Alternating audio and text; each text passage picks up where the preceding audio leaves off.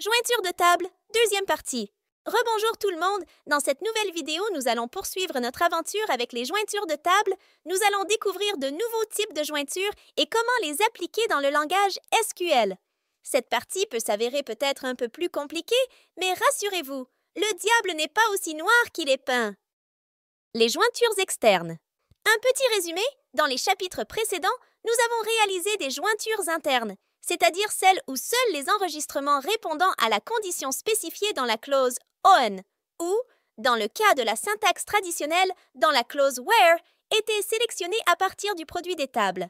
De cette manière, chaque enregistrement dans la table résultante contenait toutes les données des tables jointes. Imaginez maintenant que vous êtes spectateur d'un jeu d'échecs qui va commencer bientôt.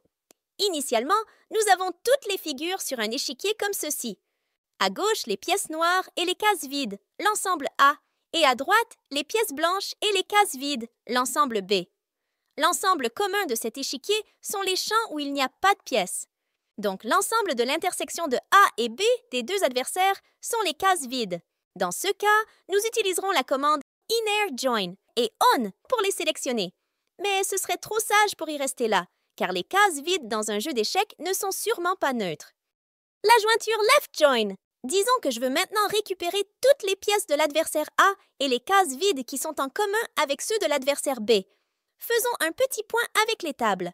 La table A se présente comme ceci et la table B comme ceci.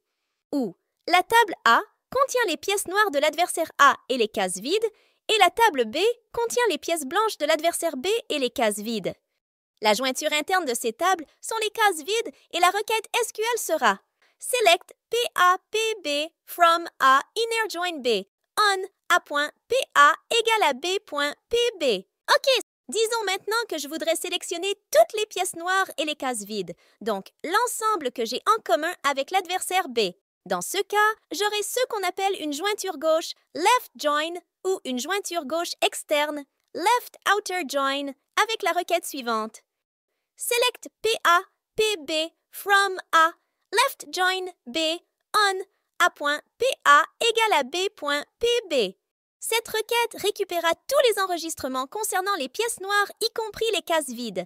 Les pièces de l'adversaire ne seront pas prises en compte et seront marquées comme null, leftJoin, sans intersection. Par contre, si je souhaite récupérer toutes les pièces noires, à l'exception des cases vides, donc sans intersection avec l'ensemble B, comme montrent les images, j'aurai alors la requête suivante. Select PA/PB from A leftJoin B on A.PA égale à B.PB where B.PB is null. Cette requête récupéra tous les enregistrements concernant les pièces noires sans les cases vides. Les pièces de l'adversaire ne seront pas prises en compte et seront marquées dans la table comme null. RightJoin. Analogiquement, dans le cas d'une jointure de droite appelée rightJoin ou une jointure droite externe, rightOuterJoin, la requête sera la suivante. Select PA/PB from A rightJoin B on A.PA égale à B.PB. Cette requête récupéra tous les enregistrements concernant les pièces blanches, y compris les cases vides.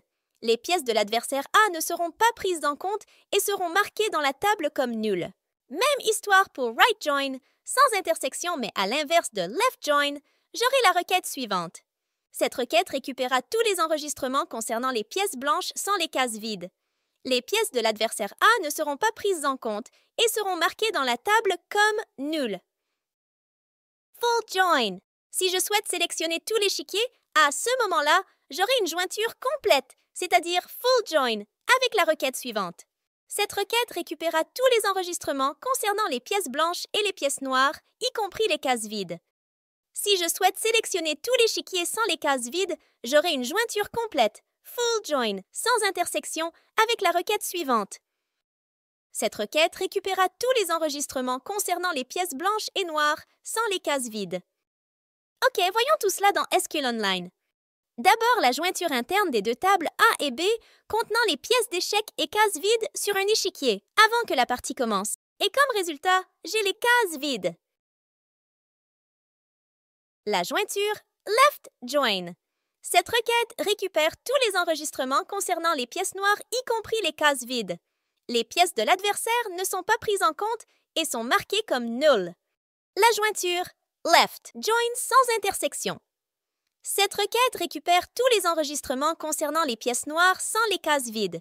Les pièces de l'adversaire ne sont pas prises en compte et sont marquées dans la table comme nulles. La jointure right join. Cette requête, à l'inverse de left join, récupère tous les enregistrements concernant les pièces blanches, y compris les cases vides. Les pièces de l'adversaire A ne sont pas prises en compte et sont marquées dans la table comme nulles. La jointure right join sans intersection.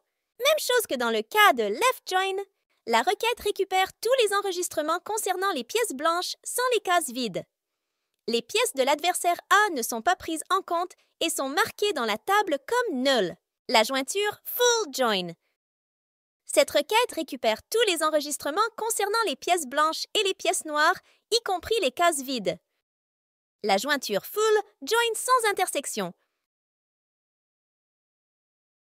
La requête a récupéré tous les enregistrements concernant les pièces blanches et noires sans les cases vides. Voilà! J'espère que les jointures de table ne seront plus un problème pour vous et l'exemple de l'échiquier vous permettra de voir ces choses de façon moins abstraite. Dans la vidéo suivante, je vais aborder les jointures verticales qui termineront le cours entier de SQL à ce niveau. Surtout ne le manquez pas et à très bientôt!